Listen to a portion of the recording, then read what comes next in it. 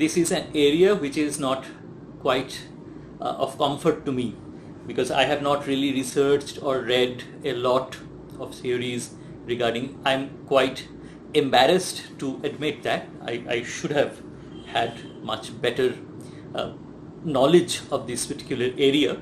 But then I thought that gender is not merely a theoretical question. Gender is an issue which we find each relevant, which we find problematic, which we face, have a tussle with almost every moment of our waking time, and even during our sleeps for many, because gender is one of the most significant ideas that we are dealing with now, because as I plan to tell you, that gender is a problem because the idea of gender directly challenges this whole question of patriarchy, and not merely feminism. But when I use the term gender, I do not only mean the binary of masculine and the feminine, because there are so many other genders, other gender possibilities that are there in this world. And in a way, we as humans love binaries. I mean, day, night, good and bad and all that. We kind of romanticize about dawn and dusk, but give them supernatural associations. So we don't really like shades or changings. We like broad, hard categories. The thing is, ultimately what we have here is the idea of gender, which is not merely challenging patriarchy, which is also challenging the binary system of this patriarchy and matriarchy. There are other genders which are there, and even when we are talking about this pandemic, housework, how people are affected, we are broadly thinking in terms of masculinity and femininity. We are not thinking of how the people who belong to other genders are faring. How are they locating themselves in a space which has suddenly become largely domestic? So it is a difficult time for them anyway, adjusting to society. And see, these other genders, they have problems. And see, I myself object to the word other genders, other, because in linguistically I am committing the same crime that everybody is committing, because I am othering them, because I am not including them in, because I am also a victim of this patriarchal matriarchal tussle, which successfully marginalizes the other areas as well, because we never really become inclusive. I mean, yes, the women's liberation movement, the feminism, the ideas, all that is tremendously significant. That is a major part of human history. The history of, somebody once told me, in fact, my own sister, equality is a very problematic term, because equality acknowledges a kind of a power differential, that one gender has power, the other genders do not have power, and this one gender can give equality to the other genders. The other genders are not taking it. It does not really become a right. So I understand that. So from that day onwards, I stopped using the word equality.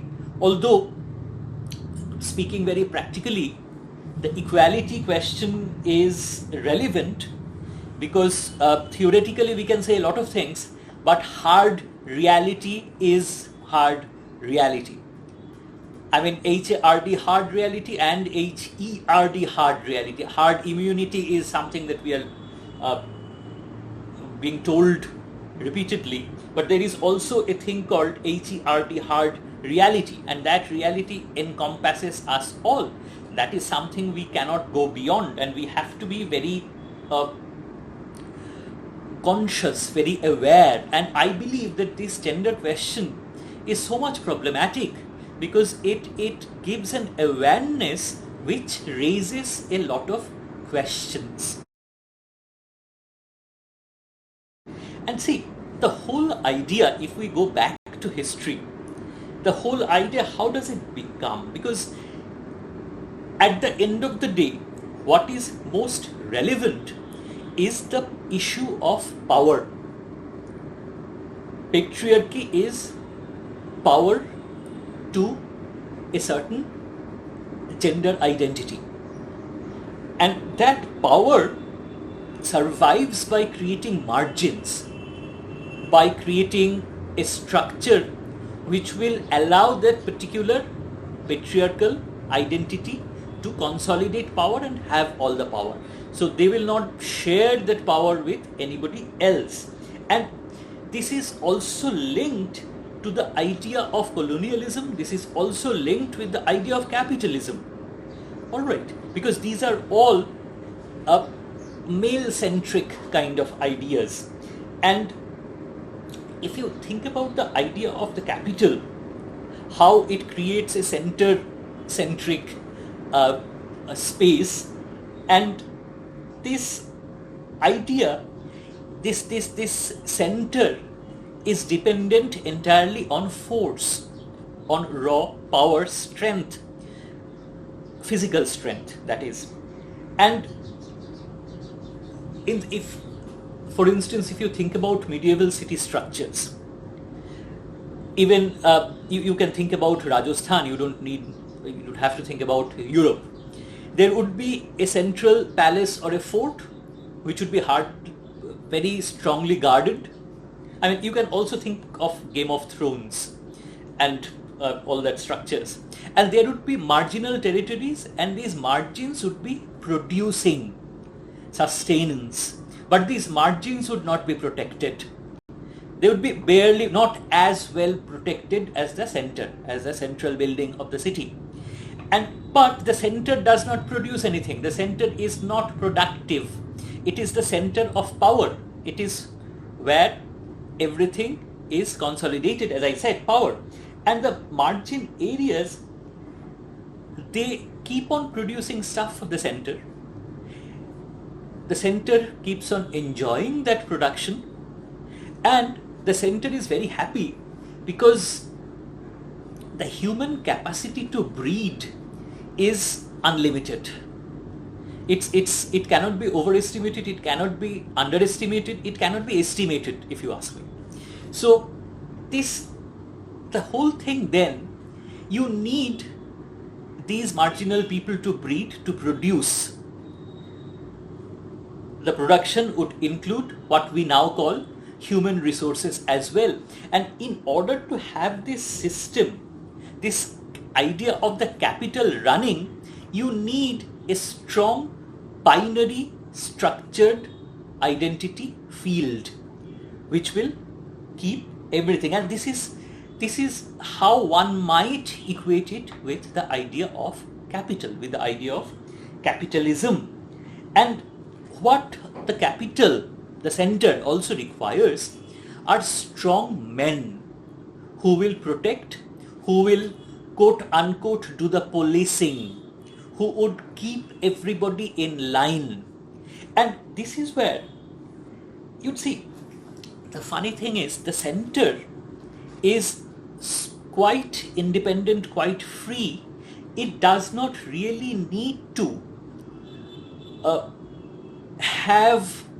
it can afford to have certain gender fluidities. If you think of Rome, even if you think of, I mean, you can't really think of Indian history in these terms, not now anyway. So if you think about Roman history, if you think about European history, there are gender fluidities which were possible in the center, but not as such in the margins. Because the margins, along with being ruled by the center, also have the rule of morality. Morality which insists upon a very strong binary gender system in which patriarchy is powerful, the feminine becomes marginalized, and the other genders are not even acknowledged. They are not even allowed to be. So the strength that masculinity associates with, and incidentally, the strength that we talk about, this strength is, there are two kinds of strengths. One strength which allows you to inflict violence on others, that strength is essentially thought to be masculine. And the other strength which allows you to tolerate a lot of pain, which is assigned to the feminine broadly. But the other genders, they don't have any idea where to locate themselves vis-a-vis these imposed structures, these imposed ideas. And so the masculine gender also becomes a victim of this kind of imposition, because the strongman paradigm, in fact not only the strongman paradigm, the military paradigm, for instance, where the uniform, the regimentation, weapons, all these become totems of masculinity. And you may not like it. Somebody like me, I detest violence as such. And so what does that make me? But anyway, again, if you think about Nietzsche's Superman or the comic book Superman, these are essentially constructed on lines of violence. And this is something that I have always wondered. If Superman is so super, Nietzsche's Superman would take humanity to the next level, etc., so on and so forth. When we think about the Superman, the Superman who has super intelligence, who has super strength, and what he does basically policing. He kind of serves one flag, and he does not really violate any norms. He has the power to change everything. He could invest in his intelligence in medical research, but not in the entire history of Superman have we ever seen him doing such a thing. All he does is violence, and we enjoy that violence. I mean, don't get me wrong, I'm a great fan of that thing. And the moment that violence is given to a woman, that capacity of violence is given to a woman, that woman is called Wonder Woman, not Superwoman. There is a Supergirl, but that is a much later addition to the entire echelon of superheroes. But this Wonder Woman, and in this very title you can see how the gender binary is functioning. Forget the other, I mean there are very few other gendered, again I am sorry I have to use the term other again and again, because that is how language makes us a party to this kind of intolerance, to this kind of non-inclusiveness. One word that I loved, a few days ago I was listening to Ramchandra Guha, and he insisted that what we should work for, secularism is not the word, but pluralism is the word.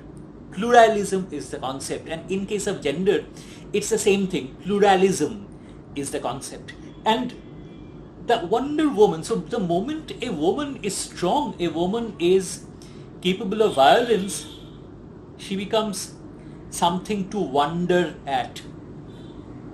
Because a woman, she is there firmly within that particular gender boundary, gender limitation, gender kind of periphery.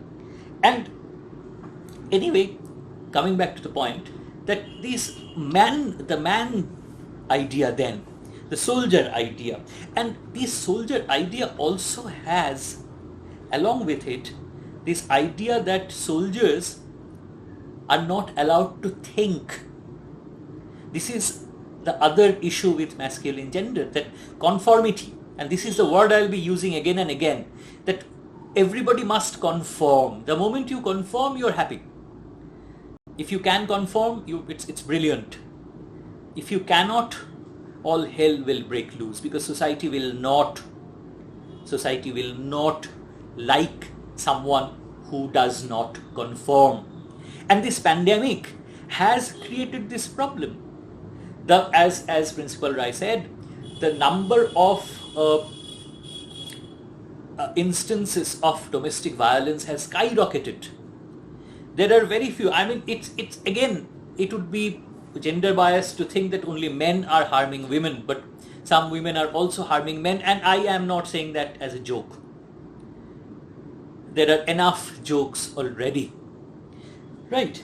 So the center then will not allow any deviation, because from a strictly capitalistic point, if you have the man challenging his role of manliness, the role which includes manliness, and the woman, if she challenges the womanliness, then the problem is you will not be able to have the family structure. You will not be able to have the continuous production of human resource, which is a must. You may not have. I'm wrong in saying that you will not have. You may not have. You may have a different structure, but difference is considered to be deviation by the socially imposed and concretized structure. So deviation, and that is the word you will hear again and again, deviancy, deviation, the deviant.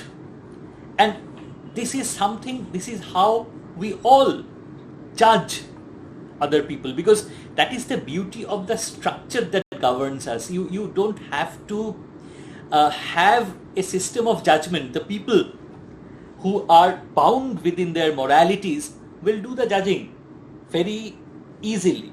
So the idea of manly control is something that is vital in our society, and that manly control very graciously allows the woman to have the domestic control, which again is an illusion completely. The control is control, the ultimate power. And all the jokes that you hear when the women being the home ministers, someone who wears the pants in the house, these jokes kind of tell you how these gender roles are concretely defined.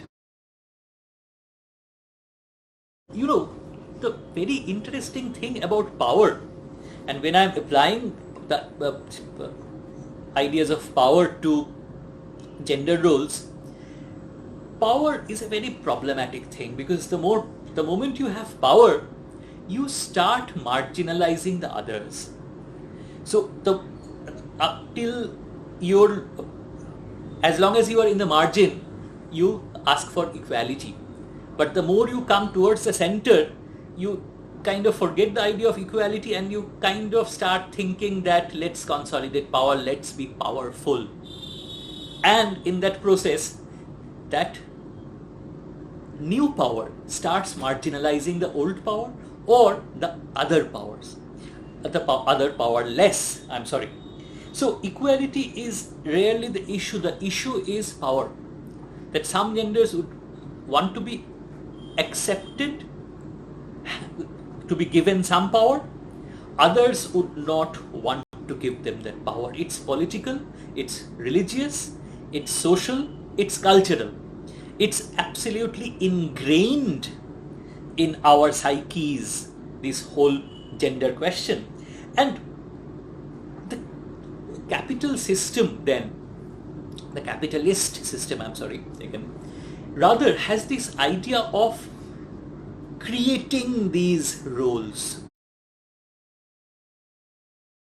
Now, because gender speaks of self-awareness, that you have to ask yourselves, whether you are a man or a woman or the other question, what are you? Because the definition of the masculine and the definition of the feminine, they are well imposed. They are very much there. They follow the biological difference, they follow the normal understanding of gender differences. But the moment the other question comes in, the moment the awareness comes in, the moment a man thinks that I don't want to be a man, a woman thinks I don't want to be a woman, what he or she would want to become is completely up to him or her. And see, language limits us because I do not have other pronouns.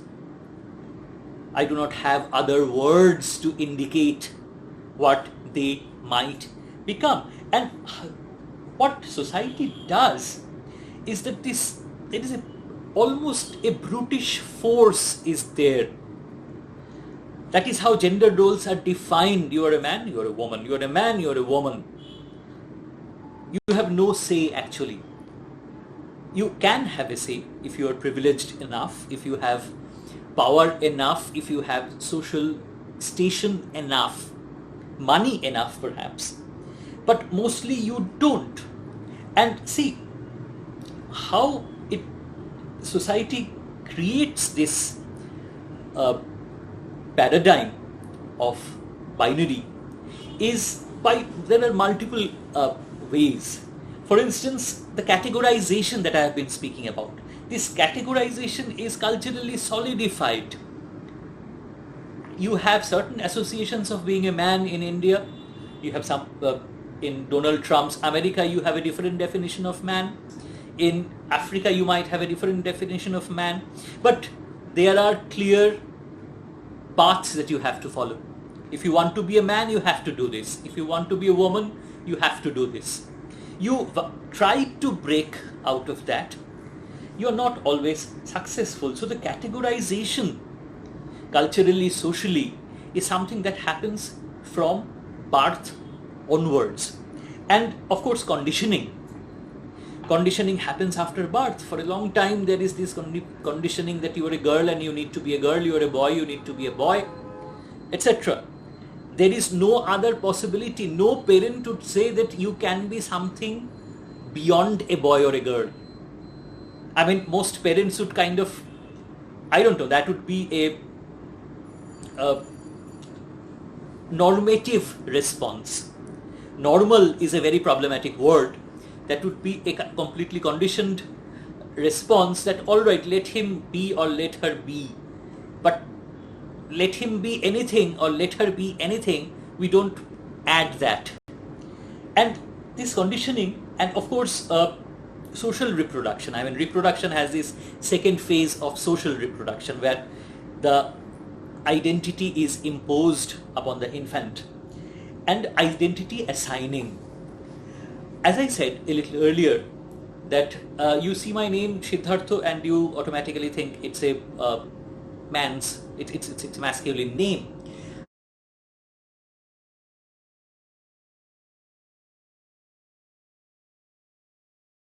And the identity assigning then becomes this imposition which creates all these gender ideas, that this idea that men will work outside because they have physical strength, they can impose violence on the others, and women will be domesticized because they would be basically breeding forever and that is their main function, if and so on and so forth. This is a discourse that you are very much familiar with. I am not really getting into that. So what do you need to remember, that then everything in society is gendered, everything. The forms always say Mr., Mrs., or if somebody is very woke, as they say, woke, then Mr. MS, which stands for Mrs. and Miss, / doctor / something. And if the creators of that form is very, very aware, they would have a other gender thing. The question is, why at all? Why must we explain announce our genders. Why should we have to? My name, my designation, what I am affiliated to, shouldn't that be enough? Why should we keep on telling people that I am a man or I am a woman? Why must we have that? Why can't I be just an individual beyond that? We can't. I mean, this is again completely utopic, completely.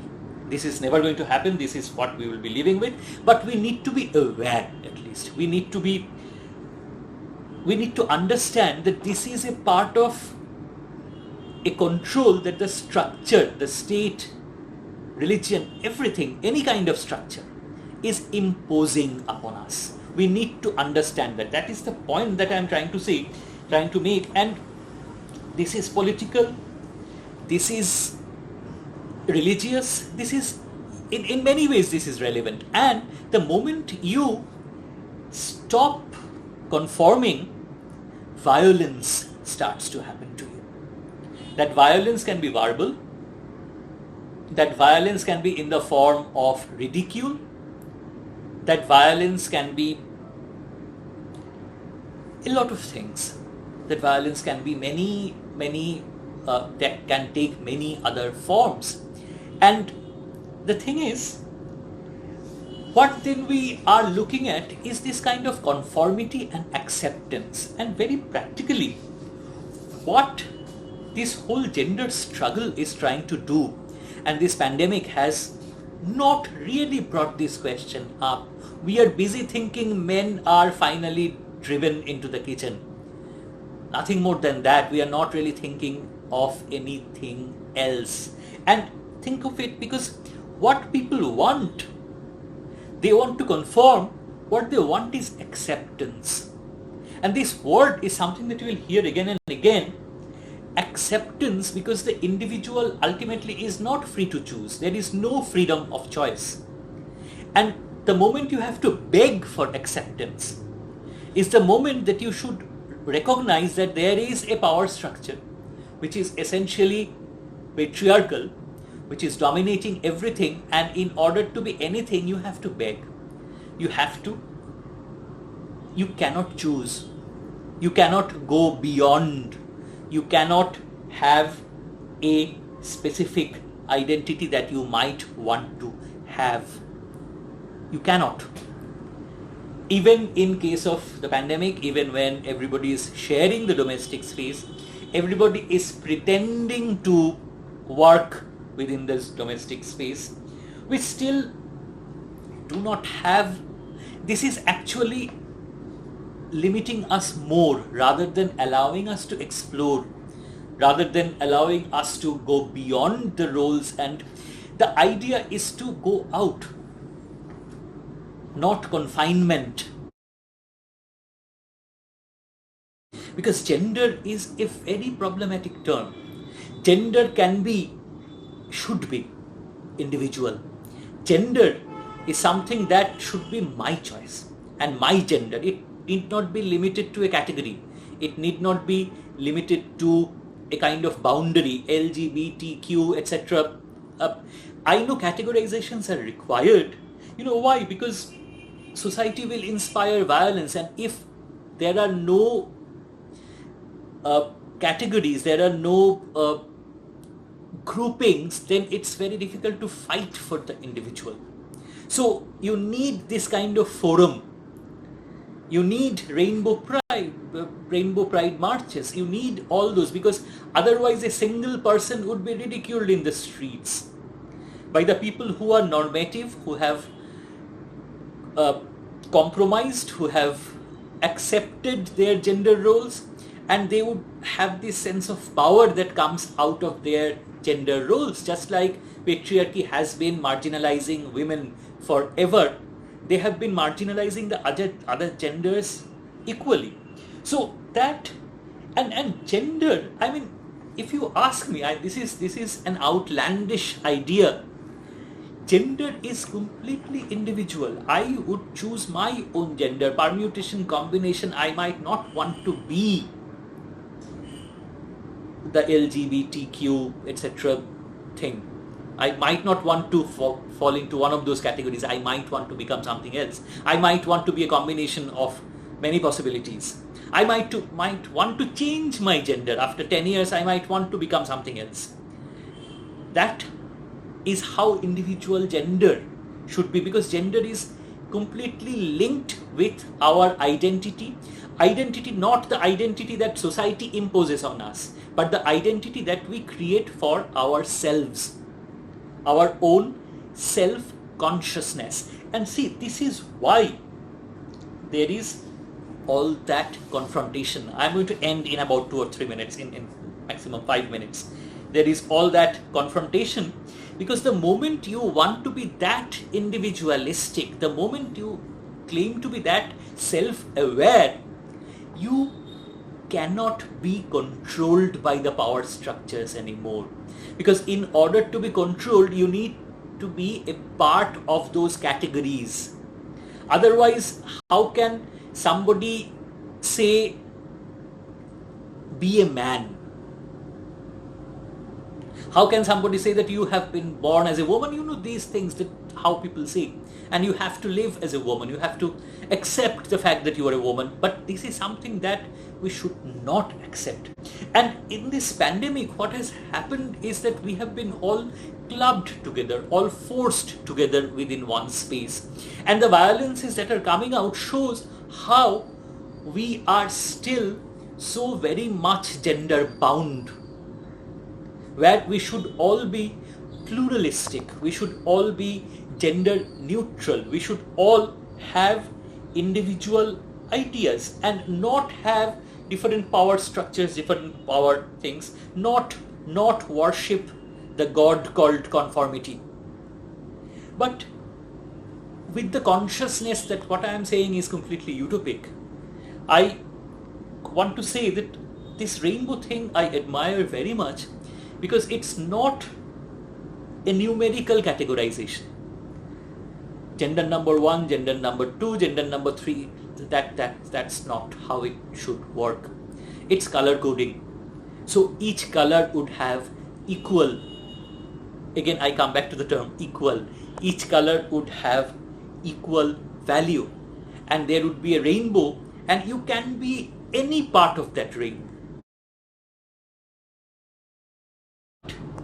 If we can come out of this pandemic with some appreciation of the problems of the others, and if we can stop using gender in our process of otherization, then that would be one concrete benefit.